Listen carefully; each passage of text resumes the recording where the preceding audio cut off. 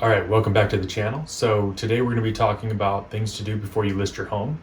I am a licensed real estate agent and appraiser, and I'm doing this video because a lot of times, whether I'm speaking with people who are selling their home and working with them, or I'm working with buyers, these kind of things come up. It's a lot of the smaller things that you can do are mainly what I'm going to be going over. Obviously, if you have the capital and you're wanting to do upgrades, we could talk about what upgrades are most likely to increase the value of your home. But right now, it's more so we're going to go over smaller things that you can do from home, won't cost you a lot of money, that are easier to do. So one of the first things that always makes a big difference to the curb appeal is going to be painting. So whether it's interior or exterior, paint your trim, paint anything that has defects, any exposed wood, especially the exposed wood, because if a buyer comes in, they're using FHA, there's exposed wood that could get called out. It should get called out. It's supposed to get called out. So you're going to have to do that anyways at that time. So if you're going to have to do it at that point, you might as well do it ahead of time so that while you're having all the buyers in, people coming in to see your home in an open house, they're not seeing that. So any door jams, any walls, baseboards, things like that, if you see that there's a lot of nicks and scuffs and things like that on them, just take like a Saturday or Sunday, tape everything up, paint those over real quick. It really doesn't take that much time, and it'll make a huge difference. So secondary on that, which is also going to be with the curb appeal, is your landscaping and lighting.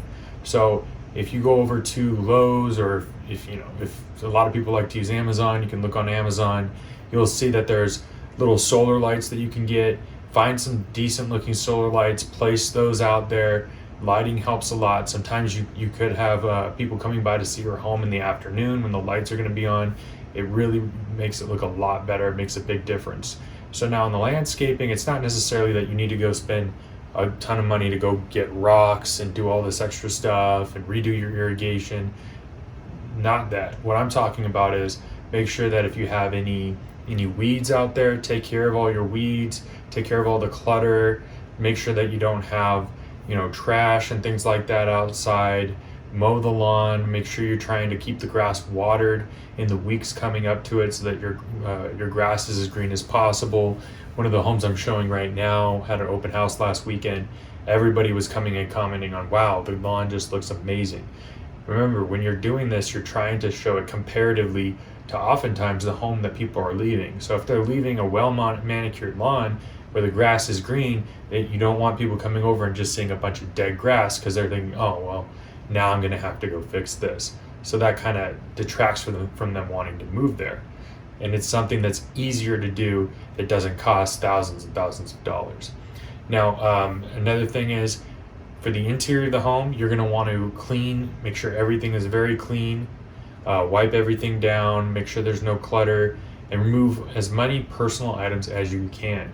When you're having an open house or you're showing your home, the thing is that you want people to be able to see themselves living there. So when you have all of your pictures of your family all over all the walls, it's hard for them to see themselves there. If you can remove as many personal items as possible, do that. It doesn't have to be to the point where you don't feel like you even want to live in the house because it's just like, oh, where's all our stuff? Just mainly the pictures all over the wall. If they walk in and there's a wall full of pictures, try to remove as many of those as you feel comfortable doing. So another thing that's a really cheap way to help your house as far as how well it presents, air fresheners. Get yourself some air fresheners, candles, things like that. I prefer air fresheners because you can leave those on and leave them plugged in when you go to leave. You don't want to leave a bunch of candles lit in your house when you're having people over to check out the house, because you're going to want to be gone. That's another thing. If you're having someone come over to view the house, you not only do you want to be gone, but you also want to let your neighbors know what's going on. It's not always a good thing if you pull up, which this just happened today, pulled up to a property, we go to get out, we're walking in, and the neighbor's yelling over at us saying, oh, what are you doing here? Who are you? So it's better if you let your neighbor know, hey, look, I'm going to have some people over, da-da-da-da, they're going to be looking at the house. That actually makes it a lot better, because sometimes, the clients I was with, they got a little skittish and we're like, oh wait, why is this guy yelling at us? And they got a little freaked out by it. So it's better if you let everybody know what's going on, so at least they'll be accommodating.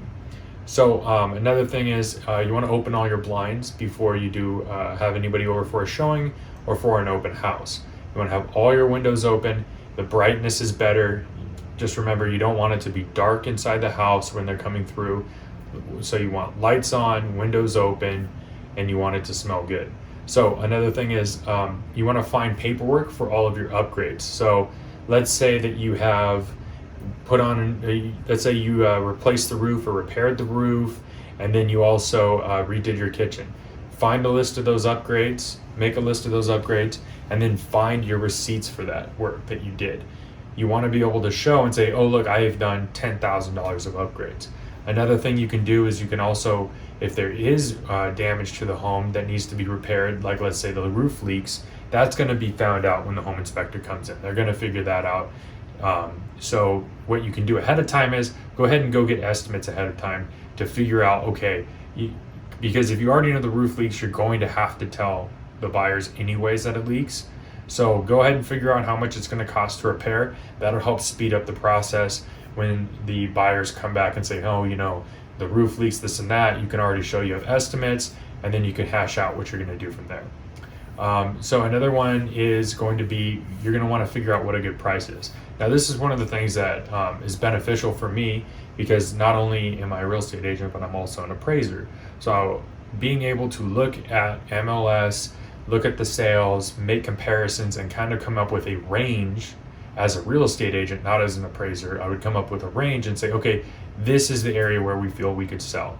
One of the important things is you don't want to go too high. It's always better to go right at what the comps are saying it should be going for, or slightly below. If you go slightly below, one of the good things is you sometimes will get more business, more people looking at it, and that'll kind of push it up a little bit.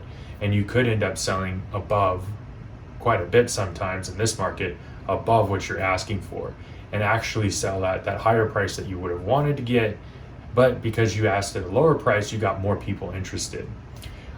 So a lot of this happens to come down to finding a good real estate agent, somebody who can come in, have this knowledge, be able to work with you, that's not going to push you. Myself, I always kind of have the attitude of, you know, I'm not going to be pushy. I'm just going to kind of share the knowledge that I have, trying to effectuate the most helpful way that I can to be able to help move everything along and try and serve the needs of my clients.